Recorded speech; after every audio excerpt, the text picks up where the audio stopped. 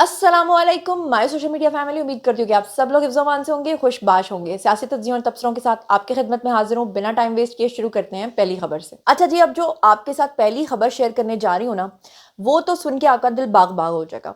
आपको पता है कि रिचर्ड ग्रैनल के थ्रू अभी और ख़ास तौर पे जो अमेरिका ने पिछले दिनों पाकिस्तान के ऊपर बैलिस्टिक मिसाइल्स के ऊपर पाबंदी लगाई है। तो उसके बाद जो अहले यूथ हैं वो काफ़ी ज़्यादा उछल कूद रहे थे, खुशियाँ मना रहे थे। अल्लाह माफ़ करे, उन्हें ये सोचना चाहिए था कि हमारा मुल्क है। लेकिन वो लोग जो अपने खान को इसलिए मानते थे कि खान ने एब्सोल्युटली नॉट कहा है अमेरिका को, वही लोग अमेरिका की पाकिस्तान के बैलिस्टिक मिसाइल पर पाबंदी लगने के ऊपर खुशियां मना रहे थे और कह रहे थे कि वाह जी वाह, अमेरिका ने पाकिस्तान के बैलिस्टिक मिसाइल पर पाबंदी लगा दिया है। अब उसका मुंह तोड़ जवाब पाकिस्तान की तरफ से चाइना ने दिया है। और वो कैसे दिया है कि चाइना ने अमेरिका के ऊपर बड़ी पाबंदी लगा दी है। वो कैसे? चाइना ने सफारती महाज पर पाकिस्तान के लिए अमेरिका को ऐसा मुंह तोड़ जवाब दिया है कि चाइना ने अमेरिका पर 7 दिफाई कंपनीज के ऊपर पाबंदी लगा दी है। आपको बताऊं कि चाइना ने अमेरिका के ऊपर यह एतराज़ किया है कि वो ताइवान को असलहा फराहम कर रहे थे और इसलिए उन्होंने 7 अमरीकी दिफाई सनती कंपनीज के ऊपर बड़ी पाबंदी आयद कर दी है। दरअसल हकीकत यह है, जो अंदर की खबर है वो ये है कि पाकिस्तान चाइना के साथ और रशिया के साथ मिलकर और कुछ ममालिक के साथ मिलकर अपनी करेंसी को लॉन्च करना चाहता है और ये सब चीज़ों को लीड करेगा चाइना। अमेरिका जो है, उनका जो सारा दारोमदार है, उनकी जो सारी दौलत है, वो कैसे है कि पूरी दुनिया के अंदर अनरेस्ट पैदा करके और पूरी दुनिया के अंदर हमले करवा के और फिर दुनिया को आपस में एक दूसरे के साथ मुल्कों को लड़वा के उनको असलहा फराहम करना। अब असलहे की दौड़ में अमेरिका जो है, अगर वो पीछे रह जाएगा और ऊपर से जो दूसरा मेन जो उनकी मईशत की रीढ़ की हड्डी है वो है जी डॉलर। अब अगर डॉलर जो है वो ख़त्म हो जाएगा और पाकिस्तान और चाइना मिलकर डॉलर की मोनोपोली को ख़त्म करके अपनी करेंसी को लॉन्च करते हैं, तो अमेरिका से ये चीज़ कहाँ बर्दाश्त होगी। इसीलिए वो पाकिस्तान जो चाइना का जो हमसाया दोस्त मुल्क है उसके ऊपर पाबंदियाँ लगा रहे हैं। इसीलिए जो सी पैक है वो इमरान खान के थ्रू इन्होंने ख़त्म कराने की कोशिश की थी। वरना आप खुद सोचें कि एक बंदा जो एब्सोल्युटली नॉट कह के अमेरिका को गालियाँ देता रहा, आज वही अमेरिका, वहीं से लॉबिंग फर्म्स हायर की जा रही हैं, वही अमेरिका इमरान खान के हक में खड़ा हुआ है। वही इमरान खान जिसके लिए अक़वाम मुत्तहिदा के इसराइल की तरफ से जो है वो आवाज़ें बुलंद कर रही हैं। तो आपको समझ नहीं आ रहा कि ये कहानी है क्या। अब आई होप कि आपको कहानी समझ में आ गई होगी और अब पाकिस्तान उस तरह से अमेरिका से डरता भी नहीं है। अब इन्होंने अफगानिस्तान के थ्रू जो पाकिस्तान के ऊपर हमला करवा के अनरेस्ट पैदा करने की कोशिश की है, पाकिस्तान ने कैसे अफगानिस्तान को भी मुंह तोड़ जवाब दिया है। अब मज़ेदार बात यह कि वो लोग जो अब इस बात पे शादियाने बजा रहे हैं, खुशियां मना रहे हैं कि जो अफगानिस्तान है, अगर पाकिस्तान के हालात उसके साथ ख़राब हो जाएंगे, पाकिस्तान जो है वो ब्लैकमेल हो जाएगा। जबकि हकीकत यह है कि पाकिस्तान को अफगानिस्तान की ज़रूरत नहीं है, बल्कि अफगानिस्तान का इन्हसार जो है वो पाकिस्तान पे। अब आप पूछेंगे वो कैसे?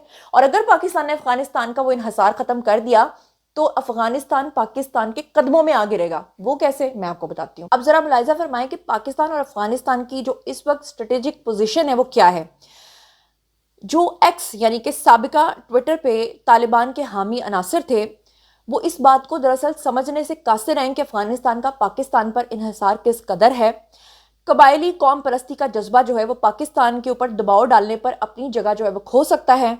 अफगानिस्तान के तिजारत, सप्लाई, राब्ते और इंसानी इमदाद के लिए पाकिस्तान पर उनका बहुत ज़्यादा इन्हसार है। अगर वो बंद हो जाए तो अफगानिस्तान का क्या होगा। फिर उसके बाद आप देखें कि पाकिस्तान की सरहदों के ज़रिए खुराक की तरसील जो है वो दोनों साइड्स पर होती है। अगर पाकिस्तान वो बंद कर दे तो अफगानिस्तान का क्या होगा। कशीदगी या तनाज़े के वक्त पाकिस्तान बड़ी आसानी से इस सप्लाई को रोक सकता है, जिस पे अफगानिस्तान के अंदर फाके पड़ सकते हैं, जो कि पाकिस्तान अभी तक नहीं कर रहा। फिर आप देखें कि इसके नतीजे के तौर पे अफगानिस्तान को, अगर पाकिस्तान ये सब चीज़ें बंद कर देता है तो अफगानिस्तान के अंदर संगीन मुआशी मसाइल जो है वो जन्म ले सकते हैं। फिर इंसानी इमदाद बशमूल तिब्बी इमदाद जो है वो पाकिस्तान से जाता है, गैर मुल्की इमदाद भी पाकिस्तान के जरिए वहां पर जाती है। अगर पाकिस्तान वो बंद कर दे तो अफगानिस्तान का क्या हाल होगा।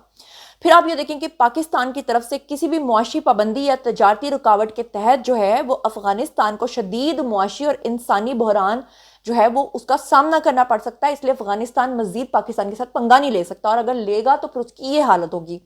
फिर आप ये देखें افغانستان میں طالبان کی جو حکومت ہے اس کی وجہ سے بین الاقوامی سطح کے اوپر سفارتی تنہائی کا سامنا ان کو کرنا پڑ سکتا ہے. پھر آپ کو پتہ ہے کہ کئی ممالک خاص طور پہ مغربی دنیا طالبان حکومت کو سخت گیر پالیسیز کی وجہ سے اور انسانی حقوق کی خلاف ورزیوں کی وجہ سے اور قبائلی قوانین کی سخت نفاذ کی وجہ سے تسلیم کرنے سے انکاری ہے. اگر پاکستان جو ہے وہ ان ممالک کو کہے کہ ٹھیک ہے جی آپ ان پہ سختیاں بڑھا دیں تو افغانستان کی کیا حالت ہوگی. تو یہاں سے آئی ہوپ کہ آپ کو سمجھ آ گئی ہوگی پاکستان جو ہے وہ ابھی تک افغانستان کے ساتھ برادرانہ تعلقات کو نبھا رہا ہے، لیکن یہ چیز ان کو بار بار باور کروائی جا رہی ہے کہ آپ ہمارے مسلم بردرز ہیں تو برائے مہربانی آپ یہ جو ٹی ٹی پی اور اس طرح کی جو جماعتیں ہیں ان کو منع کریں کہ وہ یہ کام نہ کریں.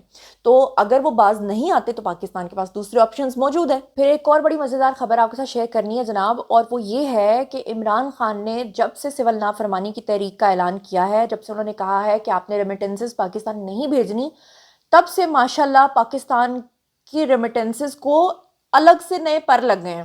بیرون ملک مقیم پاکستانیوں کی ترسیلات زر جو ہے اس میں مزید 31% جو ہے وہ اضافہ ہو گیا ہے. عمران خان کی سول نافرمانی کی تحریک کو لوگوں نے برے طریقے سے ریجیکٹ کر دیا ہے. آپ کو بتاؤں سمندر بار پاکستانیوں نے جنوری سے نومبر 2024 تک ابھی تک 21 ارب 5 کروڑ ڈالرز پاکستان بھیجے ہیں، اور سعودی عرب میں مقیم پاکستانیوں نے سب سے زیادہ یعنی 7 ارب 29 کروڑ ڈالرز پاکستان بھیجے ہیں، جبکہ پچھلے سال کے عرصے کے مقابلے میں 38.7% یہ زیادہ پیسے ہیں جو بھیجے ہیں. اور یو اے ای سے پاکستانیوں نے پہلے 11 ماہ میں 6 ارب 15 کروڑ ڈالرز کی ترسیلات زر پاکستان بھیجی ہیں، جو کہ اس عرصے سے 55% پچھلے سال کے مقابلے میں زیادہ ہیں. برطانیہ میں مقیم جو پاکستانی ہیں انہوں نے 4 ارب 71 کروڑ ڈالرز جو ہیں وہ پاکستان بھیجے ہیں، اور پاکستان نے یورپی یونین سے 3 ارب 61 کروڑ ڈالرز جو ہیں وہ، اور امریکہ سے 3 ارب 44 کروڑ ڈالرز جو ہیں وہ پاکستان بھیجے ہیں. سعودی عرب اور یو اے ای میں سب سے زیادہ جو خلیجی ممالک کے لوگ ہیں انہوں نے 3 ارب 17 کروڑ ڈالرز جو ہیں وہ پاکستان بھیجے ہیں، اور آسٹریلیا اور ملیشیا میں بھی پاکستان سے باہر نوکری ڈھونڈنے والوں کے جو پیسے ہیں وہ بہت بڑی تعداد میں پاکستان آ رہے ہیں.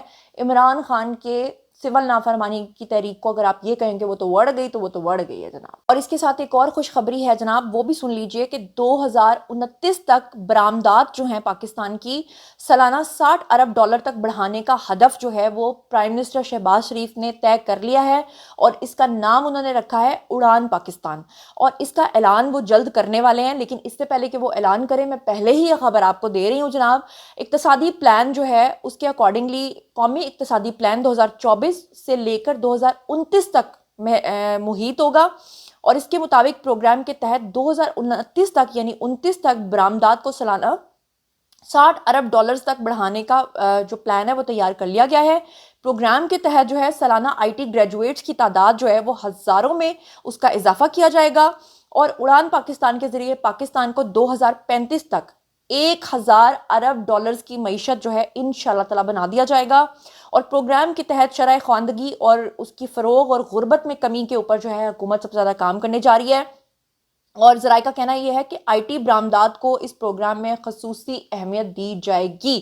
تو پاکستان جو ہے، جو لوگ پاکستان کو دیوالیہ کرنے کے خواب دیکھ رہے تھے، الحمدللہ ان کے خواب چکنا چور ہو چکے ہیں، اور ان کو ہمیشہ منہ کی کھانی پڑے گی. اور اس کے ساتھ ہی میں آپ کو یہ بتاؤں کہ 5 ایسے صحافی ہیں جنہوں نے جنرل فیض حمید کے دور میں سب سے زیادہ پاکستان اور پاکستان کے اداروں سے فائدہ اٹھایا، اور بعد میں انہوں نے پاکستان کو ڈچ کر کے وہ پاکستان سے بھاگے اور باہر کے ممالک میں جا کر انہوں نے سب سے زیادہ ہمارے آئی ایس آئی کو، ہمارے اداروں کو بدنام کیا. اس کے اوپر جاوید چودھری نے بھی ایک بلاگ کیا اسپیشلی، اور مارخور آپ کو پتا ہے کہ ٹویٹر پہ اگر آپ ان کو فالو کرتے ہیں تو وہ ان 5 صحافیوں کے نام بھی سامنے لے کر آئے ہیں. لیکن میں چاہتی ہوں کہ اس پہ بلاگ پہلے جاوید چودھری نے کیا ہے تو آپ سنیے انہی کی زبانی. لیکن مارک 4 کے اوپر یہ انکشاف ہوا تھا، بلکہ انہوں نے موئی پیزا صاحب کو ان کا ماضی بھی یاد کروایا، اور انہیں بے شرم تک کہا گیا تھا، اور یہ کہا کہ آپ وہ سانپ ہے اور اس سانپ کو فوج نے خود پالا تھا اور ہم اس کے ذمہ دار ہیں.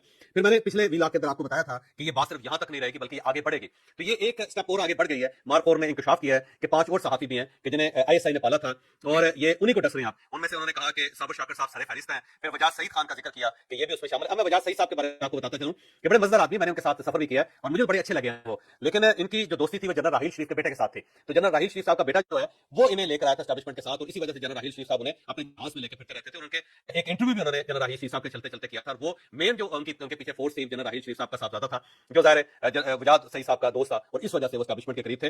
फिर इसके बाद गुलाम हुसैन के बारे में उन्होंने कहा कि गुलाम हुसैन को हम चीफ के साथ हेलीकॉप्टर में बैठाते थे, तो ये तो मेरा ख्याल क्रेडिट है गुलाम हुसैन साहब का कि वो इतने करीब थे कि वो चीफ साहब के हेलीकॉप्टर में बैठते थे। तो मेरा ख्याल इसमें बुराई कोई नहीं है, और अगर ये बैठाया जाता था तो ज़ाहिर एस्टैब्लिशमेंट की मर्जी से बैठाया जाता था, तो ना बैठाते।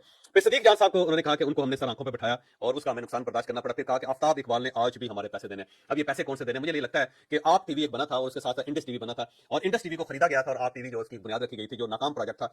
इन दोनों के जो प्रेसिडेंट थे वो मेरा ख्याल आफ्ताब इकबाल साहब थे, और इसके जो सारा प्लान था ये जनरल फैज़ हमीद साहब का था। जी, तो आपने सुना कि वो कौन से मारखोर ने बताया कि कौन से हरामखोर सहाफ़ी हैं जिन्होंने पैसे की खातिर अपने ईमान को बेचा, अपनी लॉयल्टी को बेचा, अपने मुल्क को बेचा। बाहर के मुल्कों में जाकर उन्होंने गालियां देना शुरू कर दी। वो आपको याद नहीं है, हमारे बचपन में एक प्रोग्राम आया करता था बेगम नवाजिश अली, उसमें वो जो एक ख्वाजा सरा बना हुआ एक शख्स होता था, पता नहीं क्या सलीम करके उसका नाम था। आपको पता है कि वो भी पॉलिटिकल असाइलम ले चुका हुआ है अमेरिका में, और मुझे आज भी याद है कि आज से चंद साल पहले उसने वहाँ पर पॉलिटिकल असाइलम लेने के लिए हमारे इदारों को इस कदर गलीज गालियाँ बकी थी, और अब वो बिल्कुल खामोश हो गया हुआ है। अब किसी को नहीं पता कि वो किन हालात में है, वो कहाँ रह रहा है, लेकिन सिर्फ और सिर्फ अपने इदारों को गालियाँ बक के, यहाँ से भाग के, और फिर किस तरीके से ये लोग जो हैं वो पाकिस्तान को बदनाम करके वहाँ पर पॉलिटिकल असाइलम भी लेते हैं, वहाँ पर लग्जरी लाइफ भी इंजॉय करते हैं, और अपने आप को जो है वो विक्टिम भी साबित करने की कोशिश करते हैं। तो जनाब, ये था आज का वीडियो। बारी है जी आप लोगों के कमेंट सेक्शन में, और बताइए कि आप इन तमाम चीज़ों के बारे में क्या सोचते समझते हैं। जो कुछ भी आप सोचते और समझते हैं शेयर कीजिए, पर्सनली जवाब दूंगी। मज़ीद खबरें, व्लॉग्स, इंटरव्यूज़ और साथ ही जानने के लिए मेरे साथ कनेक्टेड रहना हरगिज़ मत भूलिएगा। चैनल को सब्सक्राइब कर लीजिएगा। अपना बहुत ख्याल रखिएगा। अल्लाह निगहबान।